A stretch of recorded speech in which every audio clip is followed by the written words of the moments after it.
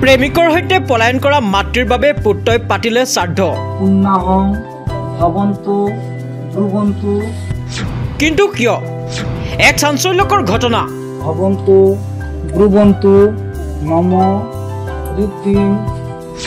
মাতৃৰ জীৱিত অৱস্থাত এনে পৰিস্থিতিৰ সন্মুখীন কিয় এটি শিশু?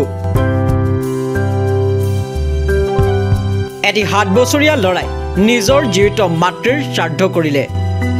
পশ্চিম মেদিনীপুৰ জিলাৰ চন্দ্ৰকোনা পথৰ দুৰ্খোলা অঞ্চলত সংঘটিত হৈছে এই ঘটনা। কিন্তু কিয়?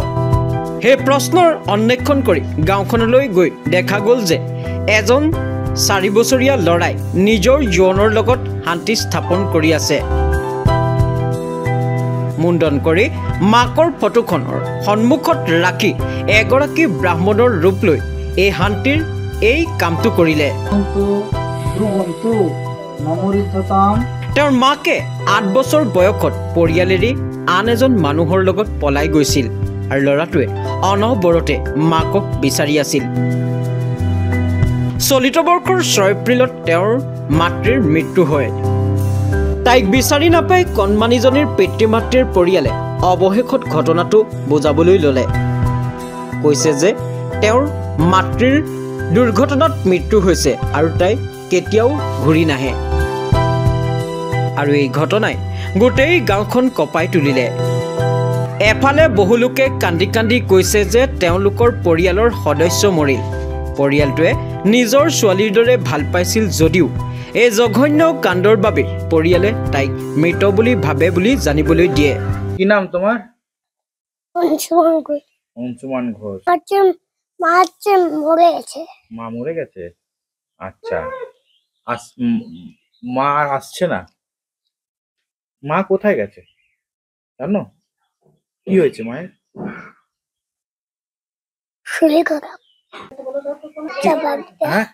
গাড়ি চাপা দিয়েছে। কি হচ্ছে? এখন ছেলেটা মামা করে প্রচুরই কান্নাকাটি করছে, তাকে ভুলানো যাচ্ছে নি, খাওয়া দাওয়াও করছে নি। আর সেই জন্য আমাদের বাড়ি থেকে সিদ্ধান্ত নিতে হলো যে একটা কিছু করতে হবে। সেই জন্য আমরা শ্রাদ্ধ শান্তি তাকে দিয়ে করিয়ে দিলাম, যাতে ও বোঝে যে জানে যে আমার মা নাই, আসবে না, মারা গেছে। কোনো দাবি ছেলের প্রতি সে বলেই দিয়েছে যে আমার মায়া নাই, আর নাই। সেই জন্য আমরা এটা লিখতে বাধ্য হলাম। হ্যাঁ, একটা ছেলের সাথে চলে গেছে, সেখানে আমরা গেছিলাম, সে ফিরবে না, কোনো ছেলের প্রতি দাবি নাই, সে লিখে দিয়েছে, লিখিত করে দিয়েছে। আমার নাম মিনা ঘোষ। ওই তো দেখতেন তো চোখের জল, মেয়ে ভাবতাম। আজকে সেই বাচ্চাটার দিকে তাকিয়ে কি করবেন? কিছু করা যাচ্ছে না, মানে কি যে করবো, আমরা কোনো কিছু করতে পারছি না। ওকে কি করে রাখবো এতটুকু ছেলেকে? আর ছেলে তো আমি যত ইয়া করে আমি ছেলে পাঠাবো নি, ছেলে কোনোদিনের জন্য দেবো না। আমার জীবন চলে গেল, আমি ছেলে দেবো না। আমার যা সম্পত্তি আছে আমি ছেলের নামে করে দেবো, আমি ওকে ছেলে দেবো না। ও মেরে দিতে পারে। ও যখন নিজে ছেলেটা আমি নিয়ে গেলাম ডাক্তার, হ্যাঁ আমি ডাক্তার বাড়ি নিয়ে গেলাম, ডাক্তার দেখানোর পরও রতে ঝামেলা হতে আমি ওকে আসতে পারিনি। বললাম ঘন্টা খানেক থামো। 1 ঘন্টা থামতে যে আমাকে এক জায়গায় দাঁড় করে দিয়ে ও বসলো। বসে আমি এবারে ওকে 2টা নাড়ু দিয়েছি। নাড়ুগুলা নিয়ে আমি বললাম তাহলে ওদিকে দিবে যাও। নাড়ুগুলা দিতে গেছি, দিয়ে আর আমি একটু দোকানে পান খেতে গেছি, ঘুরে এসে নাই। চারদিকে খুঁজে খুঁজে খুঁজে খুঁজে ঘুরছি। আমি বলি হ্যাঁ গো, আলো কোথায় গেল? বলছে ওইখানেতে ছিল। দিয়ে ফোন করছি, সুযোগ। আর দিয়ে ছেলেকে ডাকলাম, এই বউ। আজকে যখন চলে গেছে আর মনের মধ্যে আর কি রাখবো, কি আছে? আমরা জানি মরে গেছে, আর কি করব? আমাদের মুখের সামনে এরকম কথা বলে দিতে আমি মরা ছাড়া আর কি ভাববো? আমাদের কথা ভাবতে হতো, ছেলেটার কথা ভাবো। তারা বলছে মরে গেছে, বলো মেয়ের মা বাবা বলছে এবারে মরে গেছে। তারা শ্রাদ্ধ শান্তি আমাদেরকে নিজে দিকে দিয়েছে, করালো।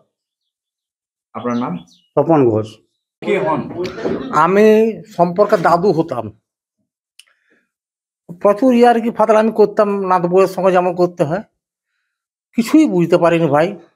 আজ 8-10 দিন যাবৎ কথা বলতে নি।